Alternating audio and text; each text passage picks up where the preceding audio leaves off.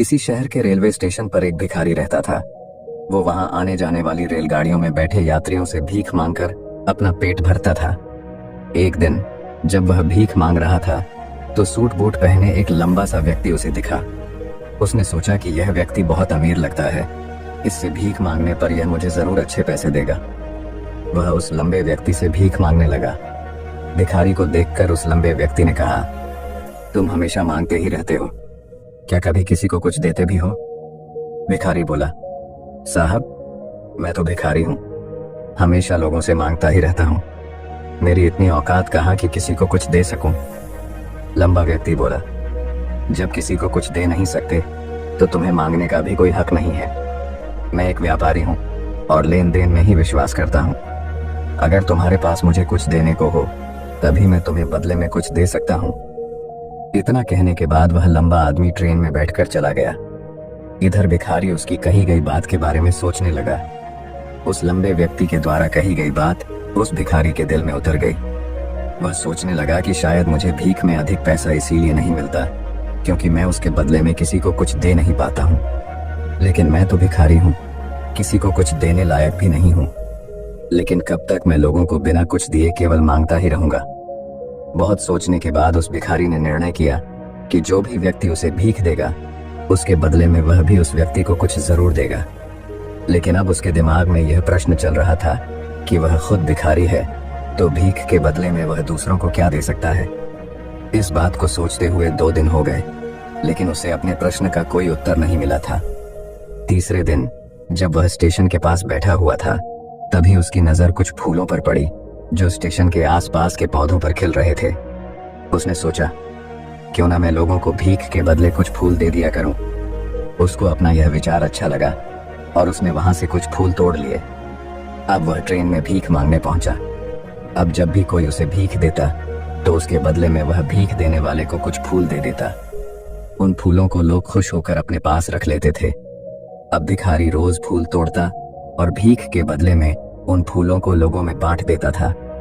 कुछ ही दिनों में उसने महसूस किया कि अब उसे बहुत अधिक लोग भीख देने लगे हैं। वह स्टेशन के पास के सभी फूलों को तोड़ लाता था।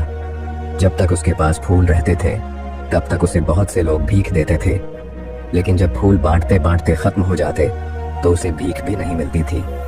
अब रोज ऐसा ही चलता रहा। एक दिन जब वह भीख मांग रहा था तो उसने देखा कि वही लंबा व्यक्ति ट्रेन में बैठा है जिसकी वजह से उसे भीख के बदले फूल देने की प्रेरणा मिली थी।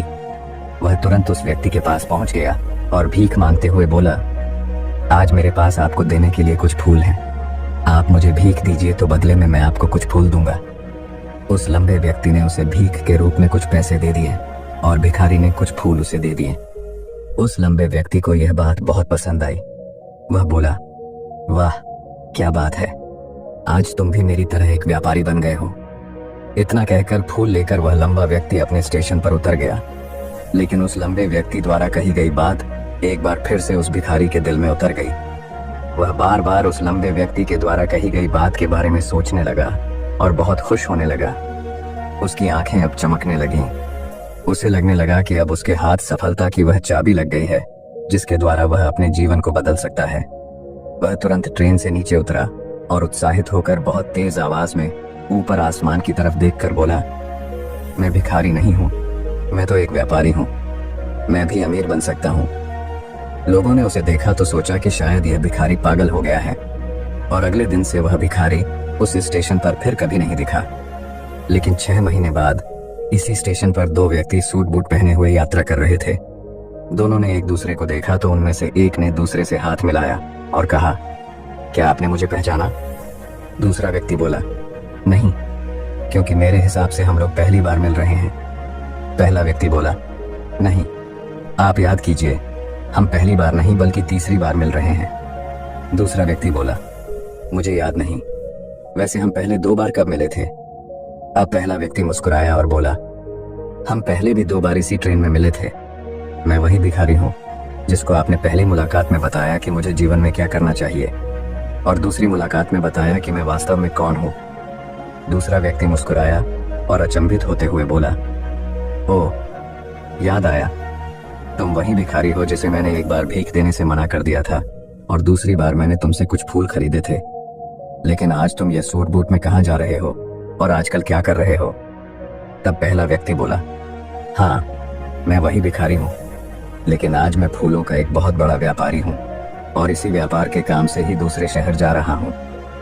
कुछ देर रुकने के बाद वह फिर बोला, आपने मुझे पहली मुलाकात में प्रकृति का वह नियम बताया था जिसके अनुसार हमें तभी कुछ मिलता है जब हम कुछ देते हैं।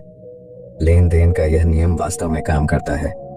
मैंने यह बहुत अच्छी तरह महसूस किया है, लेकिन मैं खुद को हमेशा भिखारी ही समझता रहा। इससे ऊपर उठकर मैंने कभी सोचा ही नहीं। और जब आपसे मेरी दूसरी मुलाकात हुई तब आपने मुझे बताया कि मैं एक व्यापारी बन चुका हूँ। अब मैं समझ चुका था कि मैं वास्तव में एक भिखारी नहीं बल्कि व्यापारी बन चुका हूँ। मैंने समझ लिया था कि लोग मुझे इतनी भीख क्यों दे रहे हैं, क्योंकि वह मुझे भीख नहीं दे रहे थे बल्कि उन फूलों का मूल्य चुका रहे थे। सभी लोग मेरे फूल खरीद रहे थे क्योंकि इससे सस्ते फूल उन्हें कहाँ मिलते। मैं लोगों की नजरों में एक छोटा व्यापारी था, लेकिन मैं अपनी नजरों में एक भिखारी ही था। आपके बताने पर मुझे समझ आ गया कि मैं एक छोटा व्यापारी हूँ। मैंने ट्रेन में फूल बांटने से जो पैसे इकट्ठे किए थे उनसे बहुत से फूल खरीदे और फूलों का व्यापारी बन गया। यहाँ के लोगों को फूल बहुत पसंद है और उनकी इसी पसंद ने मुझे आज फूलों का एक बहुत बड़ा व्यापारी बना दिया। दोनों व्यापारी अब खुश थे और स्टेशन आने पर साथ उतरे और अपने अपने व्यापार की बात करते हुए आगे बढ़ गए। दोस्तों, इस कहानी से हमें बहुत कुछ सीखने को मिलता है। कहानी में लंबा व्यापारी गिव एंड टेक के नियम को बहुत अच्छी तरह जानता था। दुनिया के सभी बड़े व्यापारी इसी जीवन के नियम का उपयोग करके सफल हुए हैं। इस फॉर्मूले को उसने भिखारी को भी बताया।